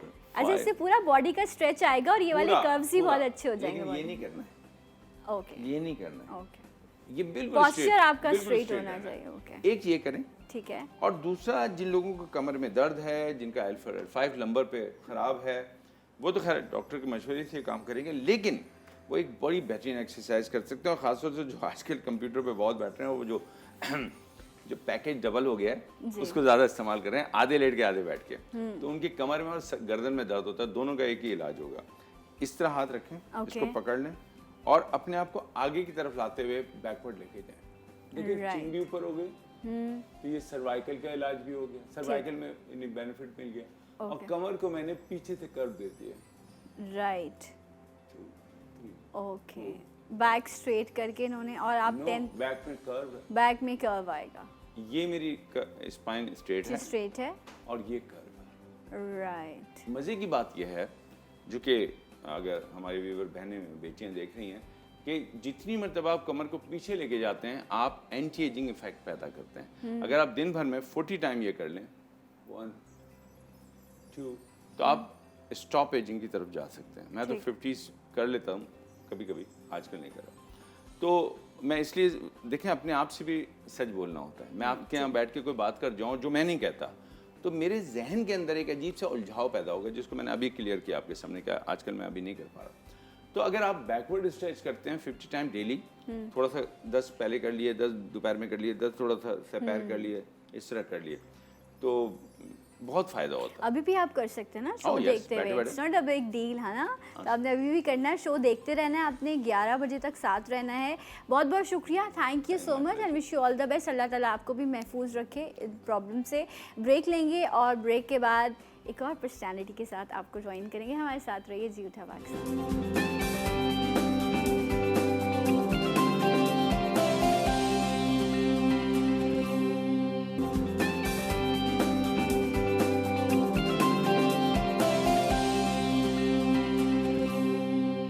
Once again welcome back. जूठा पाकिस्तान में आपको खुशामदीद कहते हैं और बस यही दुआ करूँगी कि अल्लाह हम सबको महफूज रखे इस वबा से, क्योंकि जैसे जैसे ये फैल रही है इसकी मुश्किल बढ़ रही है। और एक और भी अलमिया है हमारा कि जब तक शायद हमारे साथ नहीं होता ना, हम उस चीज़ को कबूल भी नहीं करते। देखें, चाहे ये यहूदी साजिश है, चाहे हुकूमत एड लेना चाहती है, ठीक है, वो सब चीज़ें एक तरफ, लेकिन यहाँ मामला हमारी अपनी जान का और हमारे अपने प्यारों का है, ठीक है। आप अकेले ही इसका शिकार नहीं होते, आप अपने दूसरे प्यारों को भी जो है वो उसकी वजह से नुकसान पहुँचाते। तो प्लीज़ खुदारा एहतियात लाजिम है, एहतियात कीजिए। इस वक्त लॉकडाउन, स्मार्ट लॉकडाउन है, तो उसका जो भी प्रोटोकॉल्स हैं, SOPs हैं, उनका ख्याल कीजिए। इस वक्त जो मेरे साथ पर्सनालिटी मौजूद है, मेरे बहुत प्यारे भाई हैं, बहुत कुछ सीखा है मैंने, आपने इनसे। जब भी ये स्क्रीन पर आए, इन्होंने हमेशा हमारे लिए कुछ अच्छा और बेहतर बात की और अल्लाह ताला ने आपकी दुआओं के सदक़े में इनको माशाल्लाह से फिर से सेहतियाब किया है। कोरोना पॉजिटिव हुए थे ये, और अब अल्लाह का शुक्र अल्हम्दुलिल्लाह कोरोना नेगेटिव हो चुके हैं, रिकवरी पे हैं। और आज हमने इनको रिक्वेस्ट करके बुलाया है कि ये जो तमाम तर सफ़र रहा कोरोना पॉजिटिव होना और उसके बाद अब तक का, ये कैसा गुज़रा, क्या सिम्टम्स थे, और ये जो हम सुन रहे हैं कि हॉस्पिटल्स में जगह नहीं है, इसमें कितनी सदाकत है, ये भी हम इनसे जानेंगे। हमारे साथ मौजूद हैं डॉक्टर इमरान। अस्सलाम वालेकुम। आपको सेहत के साथ अल्लाह ताला आपको भी खैरियत से रखे, सलामत रखे। बहुत बहुत शुक्रिया आपके आने के लिए। मुझे पता है कि आप इस वक्त रेस्ट पे थे, लेकिन हमारी रिक्वेस्ट पे आप आए हैं। इमरान भाई, क्या हुआ था, क्यों आपने सोचा कि मुझे टेस्ट कराना चाहिए, क्या सिम्टम था? नहीं, देखिए बेटा, पहले तो ये था कि जब से ये कोरोना के सिम्टम्स दुनिया में आने शुरू हुए, तो हम ज़ाहिर एक माहिर ज़हनी सेहत हैं और इसके साथ डिप्रेशन अटैच है, जहनी दबाव इसके साथ अटैच। तो उसी वक्त ही जो है वो हमने इस पे काम करना शुरू कर दिया था। हॉस्पिटल्स के अंदर ट्रेनिंग करना, उसके अलावा ऑनलाइन ट्रेनिंग्स कराना, ये हमने शुरू कर दिया था। ठीक है। उसमें मैं बहुत जो है वो एक्टिव था, बहुत सारी था। टीम्स का मेंबर्स था, हॉस्पिटल्स में भी जा रहा था, ट्रेनिंग्स भी करा रहा था। फिर फील्ड आइसोलेशन सेंटर जो कोर 5 में ब्रिगेडियर शहजाद के अंडर में बना, एक्सपो के अंदर, तो उसकी टीम का ज़ाहिर है मैं पार्ट था। तो उसमें जो आइसोलेशन में आ रहे थे उनकी भी काउंसलिंग चल रही थी, उनकी ट्रेनिंग भी चल रही थी। उनके लिए मैंने मेडिटेटिव इंडक्शंस जो है वो बनाई, तो वो सुबह दोपहर शाम अभी भी चलती हैं वहाँ पे। अच्छा। उसके बाद जो है वो बाकी डॉक्टर्स की और पैरामेडिक्स की ट्रेनिंग कराना, ये सब भी कराता रहा। ये सब कराया फर्स्ट रमज़ान मुबारक था। रमज़ान के अंदर मैं नॉर्मली आइसोलेट वैसे ही हो जाता है हर साल, तो मैं नए प्रोग्राम्स करता हूँ, टीवी पे जाता हूँ, कहीं नहीं जाता हूँ, ज़्यादातर जो है वो घर में रह के अपनी रिसर्च और ये सब चीज़ें करता हूँ। तो रमज़ान जो है अल्हम्दुलिल्लाह बहुत अच्छा जो है वो चल रहा था। 27 रमज़ान मुबारक को जो है वो बुखार चढ़ा और सर में दर्द जो है शुरू हुआ। डॉक्टर के पास इमीडिएटली, फैमिली डॉक्टर हमारे बहुत अच्छा है, साथ ही मतलब उनका सेंटर भी है डिफेंस में, तो उनके पास जो है वो गए। उन्होंने यूजुअली क्या कहते हैं एंटी एलर्जी एंटीबायोटिक स्टार्ट करते हैं कि यार ये कुछ थोड़ा सा गले के अंदर खिंच है, बाकी सही हो जाएगा। लेकिन बुखार था, लेकिन वो 3 दिन जो है वो उतरा नहीं बुखार। अच्छा, हाई ग्रेड फीवर, जिस्म के दर्द उतरा नहीं। ओके। तो उन्होंने फिर क्या किया कि ब्लड टेस्ट जो है वो कराए। उन्होंने कहा कि पहले जो इनिशियल होता है हमेशा कि ब्लड टेस्ट सारे करा लो। ब्लड टेस्ट कराए तो उसके अंदर टाइफॉइड आया। ओके। अच्छा, वो 27 रमज़ान 28 और जो 3 रोज़े हैं वो तो सर पे पट्टियाँ रख के अल्लाह ने रमज़ान जो है वो किसी तरह जो है वो गुजार दिया। मतलब बुखार कम नहीं हो रहा था, कंटिन्यू नहीं हो रहा कंटिन्यू। तो नॉर्मली क्या होता है कि जो टाइफाइड के अंदर इसके अंदर एंटीबायोटिक्स जो इसकी 2-3 इसकी एंटीबायोटिक्स हैं वो ओरल देते हैं, लेकिन क्योंकि मुझे बहुत ज़्यादा था उन्होंने IV से शुरू किया। अच्छा। तो 5 दिन जो है वो जब IV लगा और वो 6ठे दिन भी जो है वो शुरू हुई, तो उन्होंने कहा कि नहीं यार, अगर टाइफाइड होता तो ये चला जाना था, क्योंकि इतना देर और उसमें लेडर्स टाइप फीवर होता है कि चढ़ता है, कम उतरता है, लेकिन इसमें नहीं हो पा रहा था। और फिर वो इसके बाद जो है वो क्या हुआ कि 6ठे दिन मेरा ना सांस टूटना शुरू हुआ। तो वो दिन गुजारा, वो रात गुजारी, उसके अंदर सांस मेरा काबू में नहीं आ रहा था। फिर JPMC के अंदर जो रेडियोलॉजी सेंटर है वहाँ पे डॉक्टर प्रोफेसर तारिक महमूद, उन्होंने मुझे कॉल किया, क्योंकि मैंने उनको बताया कि मेरा सांस टूट रहा है, तो उन्होंने कहा अर्जेंट मेरे पास पहुँचो। ओके। वहाँ पे पहुँचे तो सीटी स्कैन कराया, तो जब सीटी स्कैन कराया तो मेरे लंग्स सब नमूने से जो है वो हो चुके थे मुतासर, और उसके अंदर लीजन्स और स्पॉट सब आ रहे थे और सांस मेरा टूट रहा था। तो उन्होंने मुझे कहा कि उसी वक्त ऑक्सीजन लगा दी उन्होंने मुझे, हाई ऑक्सीजन जो है वो लगाई सेचुरेशन में, और उन्होंने कहा कि किसी भी तरीके से इमरजेंसी हॉस्पिटल के अंदर पहुंच जाएं, आपको इमरजेंसी की ज़रूरत है, हॉस्पिटलाइजेशन की ज़रूरत तो वो जेबीएमसी में ही थे, तो वहाँ वो उसकी मतलब वहाँ पे इतनी सहूलतें उस वक्त जब तक नहीं थी। अभी अब सेंटर मतलब इस्टेब्लिश हुए, वो कोविड की जितनी चीज़ें बाकी चाहिए होती, क्योंकि जब आप इंटेंसिव केयर में आपको जाना होता है तो वहाँ पे एक चीज़ नहीं चाहिए होती है, आपको दुनिया की हर चीज़ जो है वो टर्शियरी चाहिए होती है। तो आपको सांस नहीं ले पा रहे थे आप विदाउट ऑक्सीजन। सांस टूट रहा था। वहाँ से मैं अब ये अपनी कौम को बताना चाह रहा हूँ कि जो लोग इसको संजीदा नहीं ले रहे और जो समझ रहे हैं कि ये नहीं है, वहाँ से मेरा सफ़र शुरू हुआ है। Aga Khan, Liaquat national, Ziauddin hospital, south city, ये वो लोग हैं, ये वो हॉस्पिटल्स हैं जहाँ पे मेरे स्टूडेंट्स भी हैं, ये वो हैं जिनके ओनर्स मेरे दोस्त हैं, ये वो लोग हैं जो कि मैं पर्सनली जो है मेरे मतलब इन टच। आई नो कि आप कॉल करके लोगों को भिजवाते हैं ऐसे ही वहाँ था, पर। ऐसे ही है ना, किस हम प्लेस कर रहे थे, जैसे आज ऑक्सीजन के लिए लोगों के लिए दगोदो कर रहे हैं, ऐसे हम ये कर रहे होते थे। वो वहाँ पे हाल ये था कि वो अपने पल्मोनोलॉजिस्ट को कह रहे थे कि प्लीज़ आप इसको कम से कम देख लें। पल्मोनोलॉजिस्ट ने मुझे जो है वो देखा और वो मिन्नतें कर रहा है इमरजेंसी के अंदर फ़ोन पे कि आप इसको ले लें। इसके आप कह रहे हैं आगा खान गए, Aga Khan, Liaquat, south city, Ziauddin hospital. ये आप 15 दिन पहले की बात 15 दिन पहले की, और आप कह रहे हैं कि आपको कोई इतनी कॉल्स के बावजूद ओनर कह रहे हैं हॉस्पिटल में बैठा हूं, हॉस्पिटल में बैठे आप देखिए आपको बेड नहीं मिल रहा। वो कह रहे हैं, मैं आपको कह रहा हूँ कि वो हॉस्पिटल के ओनर, वो पल्मोनोलॉजिस्ट इमरजेंसी के अंदर उनकी मिन्नत कर रहे हैं कि इसको ले लें, और इमरजेंसी वाले कह रहे हैं कि सर बताएं लिटाएं कहाँ। सर कह रहे हैं आप बताएं सर हम कहाँ लिटाएं। आप अंदाजा करें कि देखें ना, मेरे पास भी अगर कोई अगर आ जाए, अगर नहीं है तो मैं क्या करूँगा। हाँ, आप किसी एक मरीज को तो नहीं हटाएंगे ना, दूसरे को बिठा।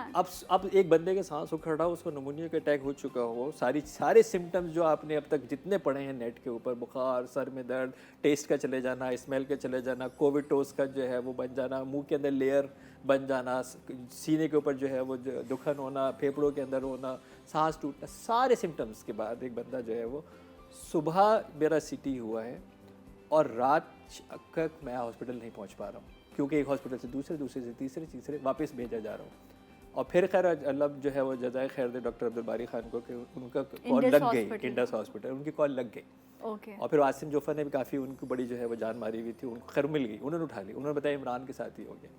तो उन्होंने कहा कि डॉक्टर अब्दुल बारी खान ने खुद कि मैं इमरजेंसी पहुँच रहा हूँ, उसको किसी तरह लेके पहुँच जाऊँ। तो मगरिब के बाद मैं पहुँचा हूँ, आसिम आपके साथ। हाँ, मगरिब के बाद मैं वहाँ पहुँचा हूँ। और जब मैं अंदर जो है वो पहुंचा हूँ तो वो खुद डॉक्टर अब्दुल बारी खान खड़े थे, अपनी टीम भी उनकी खड़ी हुई थी। उन्होंने जल्दी जल्दी जो है वो जो सर्वाइवल और रिवाइवल के काम होते हैं सेविंग के, वो शुरू किए। लेकिन मैं इंडस की इमरजेंसी की मैं बात बता रहा हूँ। 12 वहाँ पे इंडस के जो है इमरजेंसी के बेड थे, इमरजेंसी के 18 बेड लगे हुए थे।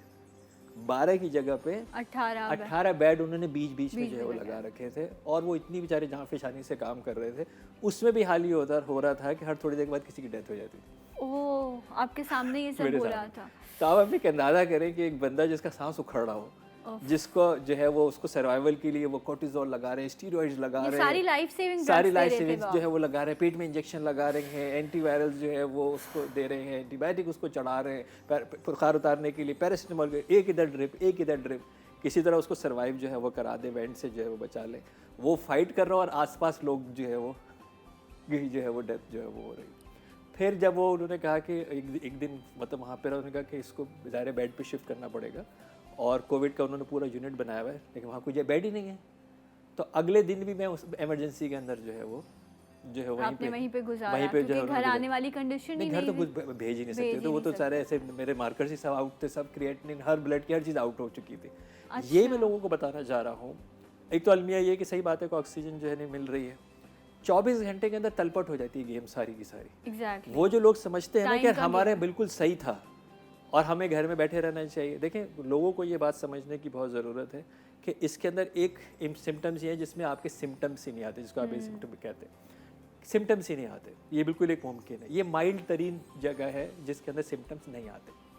दूसरा फिर ये मॉडरेट होना शुरू होता है जहाँ कोई भी सिम्टम आना शुरू हो जाए, बुखार हो गया, सर में दर्द हो गया, जिस्म में दर्द हो गया, मुंह का जायका चला गया, सूंघने की हिस्स जो है वो चली गई, खुश्क खांसी होने शुरू हो गई। ये अभी ये सारे जो है ये आप कह सकते हैं कि अब ये मॉडरेट हो गया है। यहाँ तक कहानी डॉक्टर्स के साथ घर में गुजारी जा सकती है। अच्छा, आप ये कह रहे हैं कि अगर इस तरह से है और बुखार है आपको, तो आप सिम्टोमेटिक जो पैरासीटामोल या पैनाडोल लोग लेते हैं, लेकिन इसमें भी आपको रिपोर्ट कर देना चाहिए, डॉक्टर तक पहुंच जाना डॉक्टर चाहिए, तक फैमिली डॉक्टर पहुंचना तक, जाना फैमिली डॉक्टर, जनरल फिजिशियन तक चले जाना चाहिए। वहाँ पे आप डॉक्टर के साथ जो है वो मिलके, और अब आप अपने ये उसको बिल्कुल इन टच रखें कि जी मेरे साथ ये हो रहा है, ताकि वो डे टू डे आपको मॉनिटर कर सके। जैसे ही सांस का इशू आया, ये अब मॉडरेट से सीवियर की तरफ जाना शुरू हो गया। जैसे ही सांस टूटना शुरू हुआ, इस वक्त आपको ऑक्सीजन की ज़रूरत है हर हाल में। वहाँ तक भी आप घर के अंदर मैनेज कर सकते हैं कि अगर घर में ऑक्सीजन मिल गई है और ऑक्सीजन जो है वो लगा ली है बंदे ने, तो वो स्टेबल होना शुरू हो जाएगा। ऑक्सीजन डिप्राइव क्या करता है कि जिस वक्त ऑक्सीजन डिप्राइव होता है तो जिस्म के अंदर जो खून है वो गाढ़ा होना शुरू हो जाता है, क्योंकि हमारी ऑक्सीजन ब्लड के थ्रू जाएगी ना पूरी जिस्म के अंदर। जैसे ही जो है वो गाढ़ा होना शुरू होता है, अब आपको हार्ट ओवर पंप करेगा, किडनी आपकी ओवर काम करेगी, लिवर आपका ओवर काम करेगा, लंग्स के अंदर ऑक्सीजन नहीं मिल रही है, वो ओवर जो है वो काम होना शुरू करेगा। जो भी इम्यूनिटी वीक होगी, अब आप उस सारी उस चीज़ों से निकल जाएगी। उम्र क्या है, चाहे वो बच्चा है, चाहे वो जवान है, जो औरत है, मर्द है, बूढ़ा है, अब अगर उसकी इम्यूनिटी जिसकी जहाँ कमज़ोर होगी वो वहाँ जाके अटैक करेगा, और वो आहिस्ता आहिस्ता एक एक चीज़ें जो है वो मुतासिर करना शुरू करेगा।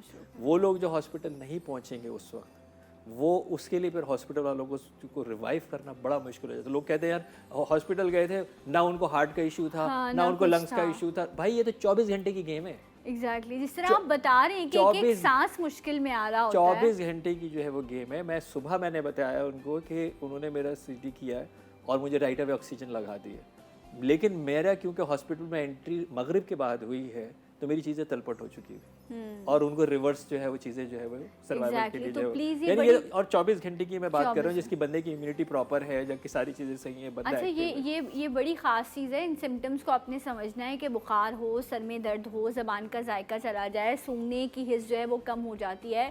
जिसमें देखें हमें एक आम बुखार होता है, मौसमी बुखार होता है, हम सब उससे गुजरे हुए होते हैं, तो हमें पता होता है कि ये इस तरह से है। लेकिन जो ये सिम्टम बता रहे हैं, इन सब चीज़ों में से कोई भी चीज़ें, तो प्लीज़ ये मत सोचें कि डॉक्टर के पास जाएंगे तो फिर तो वापस ही नहीं आएंगे, हॉस्पिटल जाएंगे तो डॉक्टर जहर का इंजेक्शन लगा देगा, खुदारा, मतलब इस तरह की बातें। उनको क्या पड़ी है, अल्लाह को जाके उन्होंने भी मुंह दिखाना है, वो ज़िंदगी को बचाने बैठे हुए हैं, और आप लोग उनको इस तरह के जब जुमले कहते हैं तो उनको डीमोरलाइज ना करें। इस वक्त जो मेडिकल स्टाफ है उसको आप सबकी सपोर्ट की और आप सबकी हौसला अफजाई की ज़रूरत है। आपको मालूम है कि तकरीबन 500 से ज़्यादा पाकिस्तान के अंदर आसिम जोफर ने पीपी सूट सप्लाई की और आज भी कर रहे हैं। डेफिनेटली। तो इसका मतलब हमारे यहाँ बन रहे हैं ना वो। आप यकीन माने वो जो पीपी सूट है ना, उसके अंदर आपको 1 घंटा पहन के दिखा दे, 1 घंटा वो सूट पहन के जो है वो दिखा दे, अगर सर के बालों से लेके और अंदर के हर मसामे से ऐसे पानी जो है जैसे पसीना बह रहा होता है, जैसे कोई पानी का फव्वारा हो, उसके अंदर वो 6-6 घंटे 8-8 घंटे राइट, वो डॉक्टर्स और वो लोग पैरामेडिक्स और वो लोग जो है वो काम कर रहे हैं। और दूसरी बात ये है कि वो किसी के बच्चे नहीं है, उनके माँ बाप नहीं है, उनकी बीवी शौहर नहीं है, राइट, उनके घर वाले उनसे बात नहीं करते, वो अपने घर वालों से जाके नहीं मिलते, हालांकि वो सही भी होते, इसलिए कि वो ज़ाहिर आईसीयू के अंदर और इतने पॉजिटिव के ऊपर काम करके जो है वो जा रहे हैं।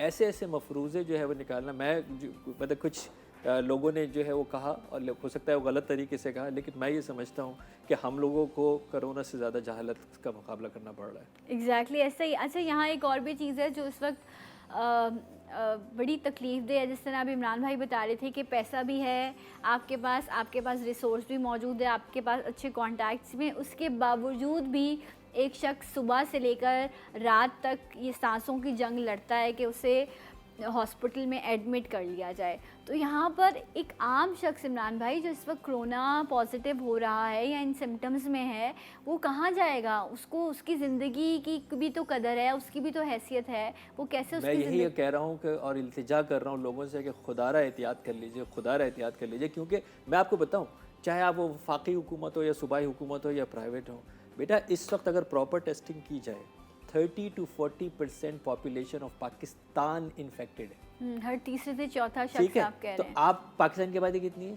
22 करोड़। ठीक है, अब आप मुझे बताएं कि 7 करोड़ लोगों की कोई हॉस्पिटल दुनिया में है?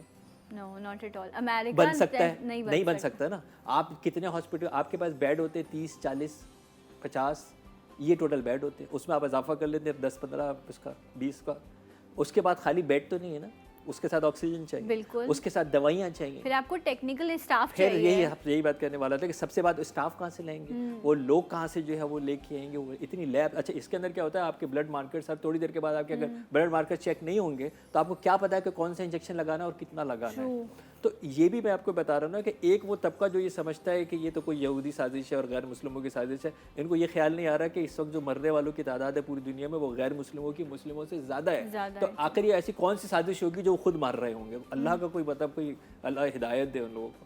दूसरे वो लोग समझते हैं कि यार कुछ भी नहीं होगा और हम कुछ भी पढ़ लेंगे और सही हो जाएगा। भाई अल्लाह के रसूल सल्लल्लाहु अलैहि वसल्लम ने तो रुकिया से लेके तमाम हिदायत आपको बताई ना, तिब्बे नबवी बताई, सारी चीज़ें बताई, इलाज बताया। जब हज़रत अय्यूब अलैहिस्सलाम बीमारी से गुजर सकते हैं तो मेरी आपकी क्या औकात है कि हम बीमारी से जो है वो नहीं गुजर सकते। अच्छा इमरान भाई, ये बताएं कि आप जब वहाँ पर हॉस्पिटल में रहे तो आप कितने दिन वहाँ रहे? 5 दिन रहे। उसके बाद फिर उन्होंने आपको टेस्ट करके जी, उस सर का हुआ ये कि इंडस हॉस्पिटल, जैसे मैंने आपको कहा कि पहले 2-3 दिन तो वो रिवाइवल के लिए थे, फिर उसके बाद वो जब अल्लाह कुछ 2 दिन के बाद में जो कोविड में शिफ्ट कर दिया गया, वहाँ पर फिर जो है वो मार्कर्स, जो है ब्लड मार्कर्स, जिसको ब्लड टेस्ट हम कहते हैं, वो लेते रहे कि स्टेबलाइजेशन की तरफ चला जाए। 4 दिन के बाद फिर उन्होंने जो है वो मुझे ऑक्सीजन से थोड़ी देर हटाना शुरू किया कि ये ऑक्सीजन के बगैर जो है वो ठीक है नॉर्मल ब्रीदिंग जो है वो करे। वो 5वें दिन उन्होंने फिर शाम को ये कहा कि अब आपके मार्कर्स स्टेबल हो गए हैं, ठीक है, और अब आप अगर ये है कि बेस्ट ये है कि आप इस वक्त घर चले जाएं ताकि ज़्यादा प्रॉपर आपकी ट्रीटमेंट हो सके। अब सारे बेड भी चाहिए, और दूसरा जो है वो फिर 10 दिन आपको घर के अंदर आइसोलेशन जो है वो में गुजारना है। कुछ दवाइयाँ उन्होंने दी थी, वो अगेन वही बूस्टर्स वगैरह थे, और बाकी उन्होंने कहा कि ये राइजिक और ये सारी चीज़ों के साथ आप अपनी इम्यूनिटी के ऊपर घर पे जाके काम करें। तो मैंने पॉइंट ये कि जो इम्यूनिटी पे काम करने के लिए आपको क्या क्या, देखिए मैंने आपको ये बताया कि जिस वक्त आप, देखिए मैंने आपको कहा कि जिस्म, रूह और जहन, यही है ना, mind body soul, well being of mind body soul, यही वर्ल्ड हेल्थ ऑर्गेनाइजेशन की डेफिनेशन है। हॉस्पिटल के अंदर जिस्म आपका नहीं है, डॉक्टर्स के हवाले है, क्योंकि डॉक्टर्स को ये मालूम है कि क्या करना है और इसको जिस्म कैसे सर्वाइव करना है। वो 5 दिन ना मैं 1 मिनट सो पाया हूँ, एक पलक जिसको कहते हैं नहीं झपकी मेरी नहीं हो पाई है, और बाकी ना मैं कोई इनटेक प्रॉपर जो है वो ले पा रहा था, और घबराहट, इरिटेशन, ये सारी चीज़ें थी।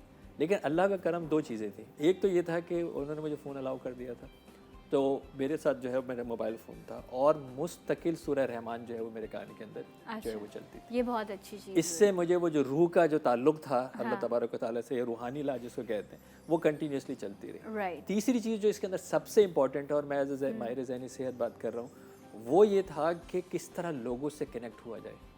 क्योंकि आपको जो जहन का दबाव कम करना है, तो आपको अच्छी तरह मालूम है कि वहाँ ये सारे मफरूज़े जो गया वो वापस नहीं आएगा। अच्छा, आप एक दफ़ा कोविड में चले जाएं, आपको देखने नहीं देंगे, ज़ाहिर देखने एक्सपोज भी नहीं कर सकते, देख भी नहीं सकते, बता भी नहीं सकते। और वो पॉइंट था कि जहाँ मैंने अपने आप को दुनिया का अमीर तरीन शख्स महसूस किया।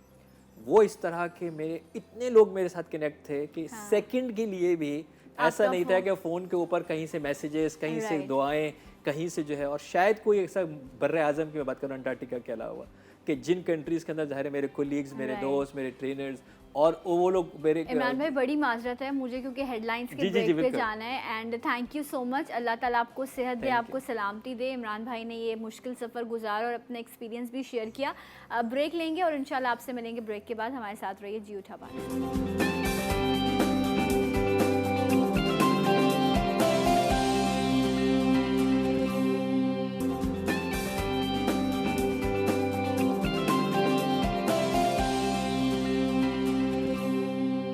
Once again welcome back. झूठा पाकिस्तान में आपको खुश आमदीद कहते हैं, और मुख्तलिफ बातें हम इस आलमी वबा के बारे में सुनते रहते हैं कि कब ख़त्म होगा, पाकिस्तान से कब जाएगा, और इसकी सूरत हाल क्या है। एंड अगर हम अपने सितारों की बात करें तो वो इस बारे में क्या कहते हैं कि क्या कोई ताल्लुक़ है स्टार्स की पोजीशन से कोरोना का।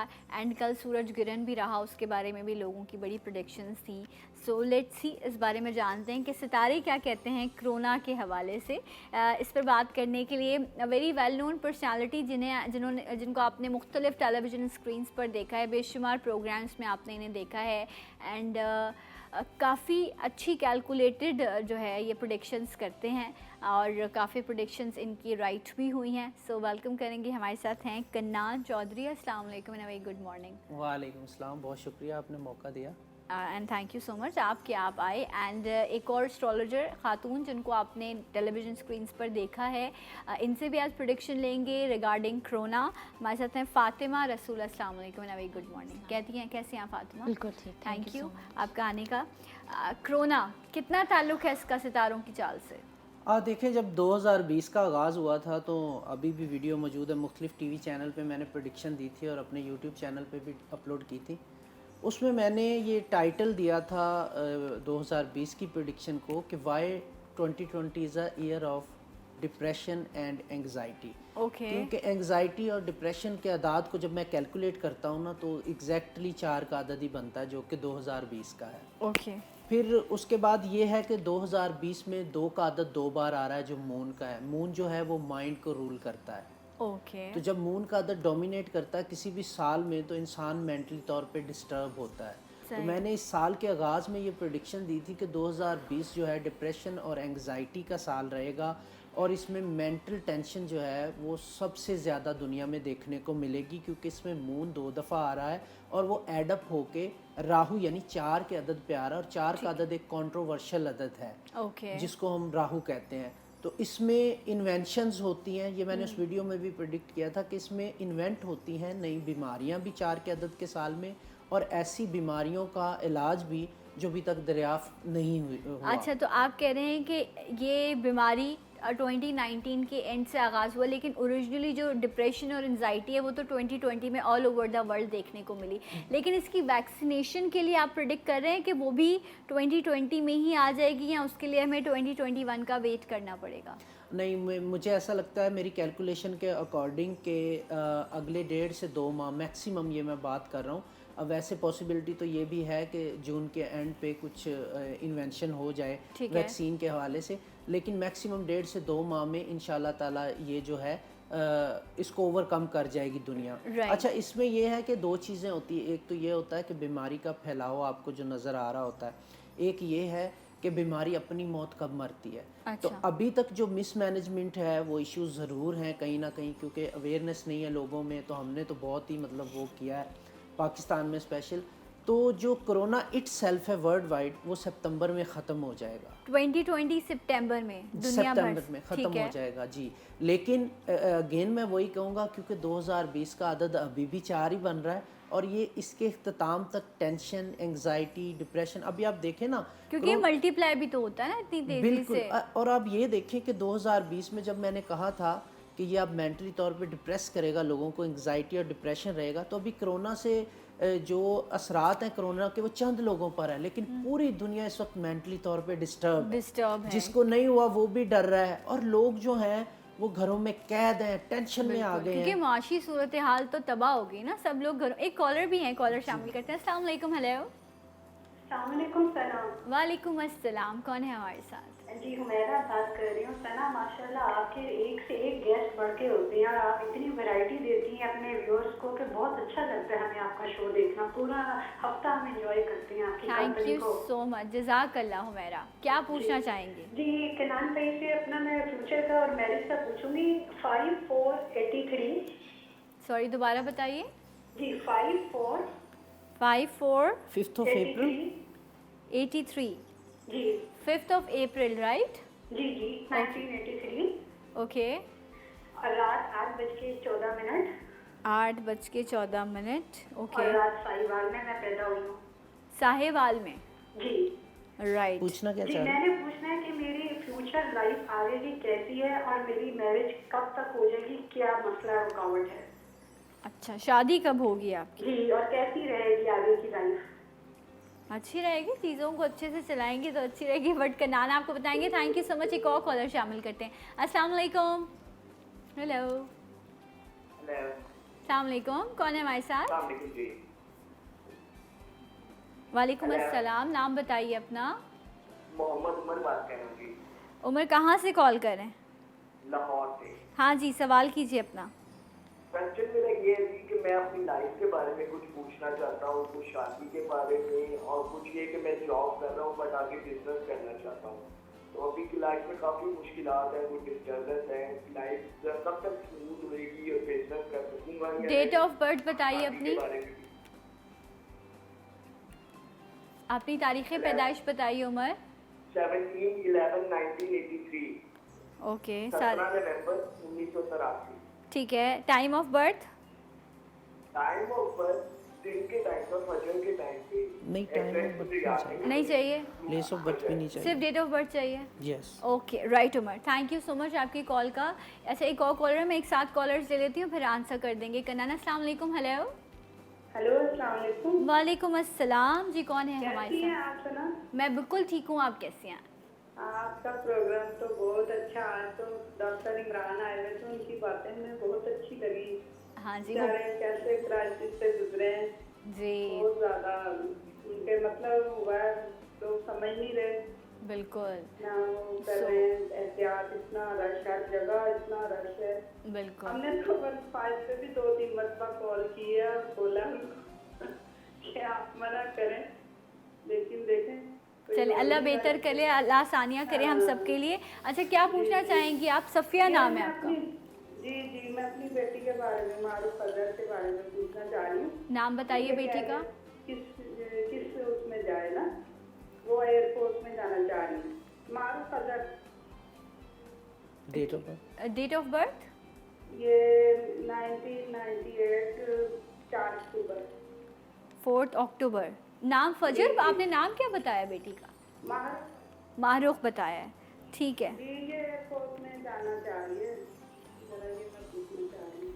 समझेगा इनका? समझे आप इनका सवाल? जी जी बिल्कुल, मैं समझ ठीक गया है। हूँ। वो कह रही हैं कि एयरफोर्स में जाना एयरफोर्स चाह रही में हैं। जाना अगर चाह ये रही हैं। इंजीनियरिंग साइड पे जाने की कोशिश करेंगे एयरफोर्स में या एज एयर होस्टेस, तो इनके चांसेस ब्राइट हैं। तो लकी टाइम इनका स्टार्ट होगा 2021 के मिड के बाद, ओके। यानी जून 2021 के बाद चांसेस ब्राइट हो जाएंगे। अभी चांसेस कम है, तो मे भी इनको थोड़ी सी प्रॉब्लम्स रहें, लेकिन नेक्स्ट ईयर इनके लिए काफ़ी अच्छा इंशाल्लाह। नजर अभी आ तो रहा है। वैसे ही सब कुछ लॉकडाउन है, तो अभी वैसे भी एहतियात जरूर। एक और कॉलर, उसके बाद हम ब्रेक पे जाएंगे। अस्सलाम वालेकुम। हेलो वालेकुम अस्सलाम। जी, कौन है हमारे साथ? उरूज सफर बात कर रही हूँ कराची से। हाँ जी उरूज, कहिए क्या पूछना चाहेंगे? मेरे डेट ऑफ बर्थ है 18 सितंबर ओके 1995 राइट। क्वेश्चन आपका? और कराची में ही पैदा हुई हूँ। सवाल बताओ। हाँ, क्वेश्चन मुझे थोड़ा सा अपने फ्यूचर के बारे में पूछना है। एक तो मेरी कहीं पर जॉब नहीं लग रही, स्टडीज अच्छी नहीं जा रही, ठीक है ये थोड़ा सा बता दें। ओके राइट, हम डिस्कस करते हैं राइट आफ्टर दिस ब्रेक। हमारे साथ रहिए, जी उठा पाकिस्तान।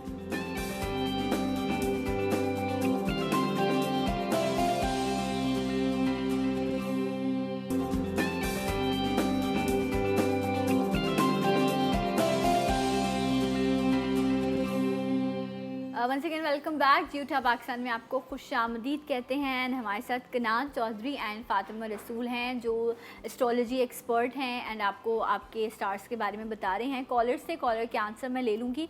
सो कनान ने अभी जो मारूफ थी, उनकी वालदा ने उनसे पूछा था कि वो एयर होस्टेस बनना चाहती हैं, तो आपने कहा कि 2021 तक इंशाल्लाह होपफुली चीज़ें इनके लिए, स्टार्स इनकी बेहतरी में आ जाएंगे।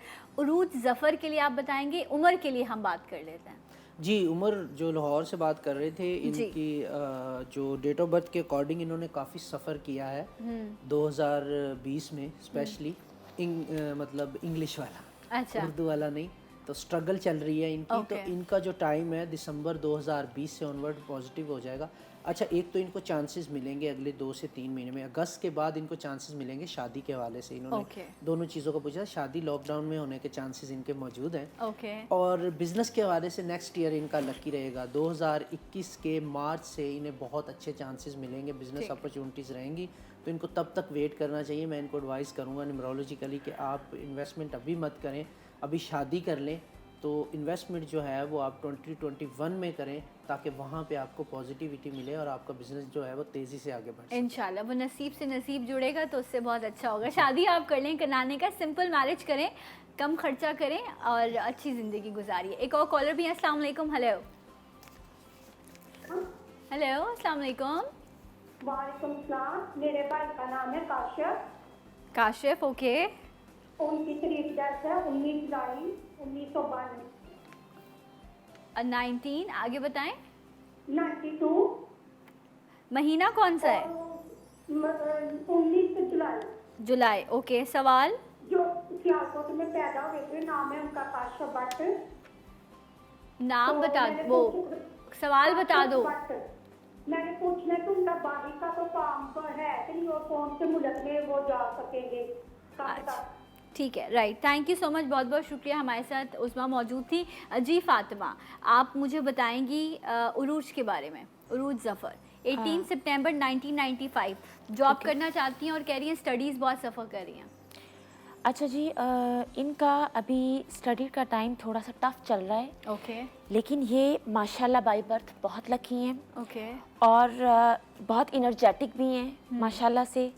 परेशानी की कोई बात नहीं है। अभी बस ये अपना मतलब एग्रेसिव पन जो है, अपनी एग्रेशन, अपनी एनर्जी कंट्रोल में रखें। Okay. इनको मैं प्रिस्क्राइब करूँगी ये योगा ज़रूर करें। ओके क्योंकि ये मेंटली तौर पे बहुत मुझे डिप्रेस नज़र आती हैं, ठीक है, स्पेशली लास्ट ईयर से। राइट बहुत ज़्यादा टेंशन का बूम है इनके माइंड पे, जो इनका सबकॉन्शियस माइंड में काफ़ी डिप्रेशन पैदा कर रहा है। इनको मैं कहूँगी रिलैक्स हो जाएं, योगा करें, वॉक करें, अपनी डाइट का ख्याल रखें और इतनी टेंशन ना लें। Right. अपनी एनर्जी को मतलब लाइन अप पॉजिटिव करें। यूज़ करें। हाँ जी जी।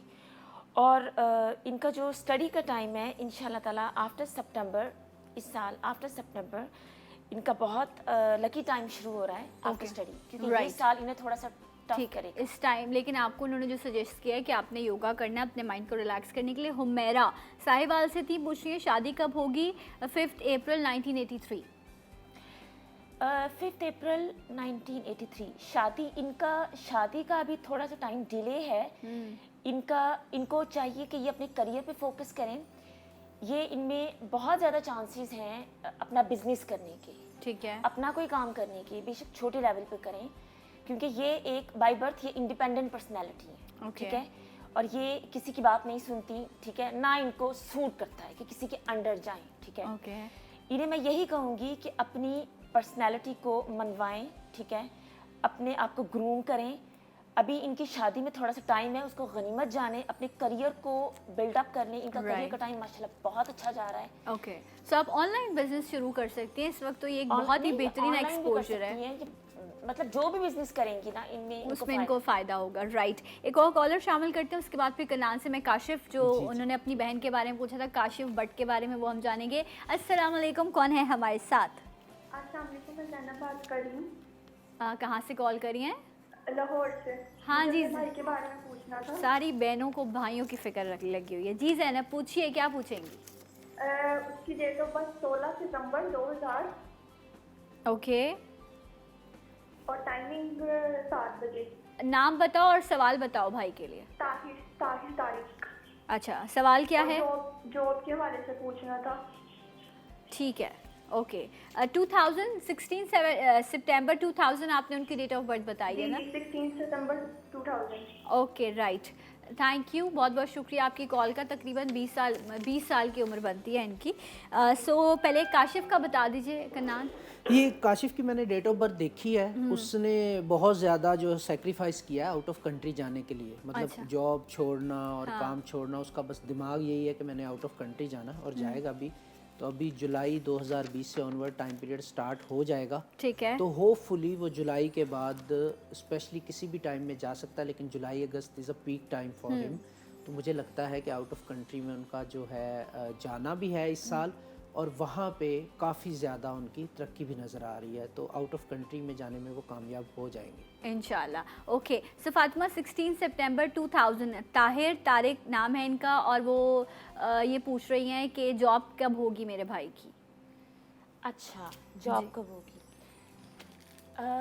ये जो इनके भाई हैं ये मेंटली तौर पे थोड़े से स्लो हैं। ओके ठीक है, लेकिन ये काफ़ी इनर्जेटिक है। ओके ठीक है, इनको हम डिनाई नहीं कर सकते कि ये इंसान ज़िंदगी में कुछ नहीं करेगा। ठीक है, Right. बस स्लो है, ठीक है, अपने आप में कुर्ता रहता है। ठीक है, लेकिन ये करना इंसान ये बहुत कुछ चाहता है। ठीक है, इसको ये किसके बारे में पूछ रहे हैं? अपने भाई के बारे में। Is very young, 20 years. ये क्या उम्र होती है इसमें? तो आप सोचते यही तो मैं कह रही हैं हूँ तो कि चांद ये पे पहुंच जाऊंगा। फिलहाल ये इंसान जो है ना, बहुत ही हाई एक्सपेक्टेशन है इनकी। ओके और ये इंसान अभी काफ़ी स्लो है, ठीक अभी है। काफ़ी, इनको फोर्स ना करें। ठीक है, Right. क्योंकि इनका माइंड पीस जो है ना, वो आप डिस्टर्ब करेंगे ना, ये इंसान बिखर जाएगा। अच्छा, ठीक है, इसको बहुत ही सॉफ्टली आपने डील करना है। ठीक है, और ये इनका मज़हब की तरफ बहुत रुझान होगा ओके लेटर एज में जाके।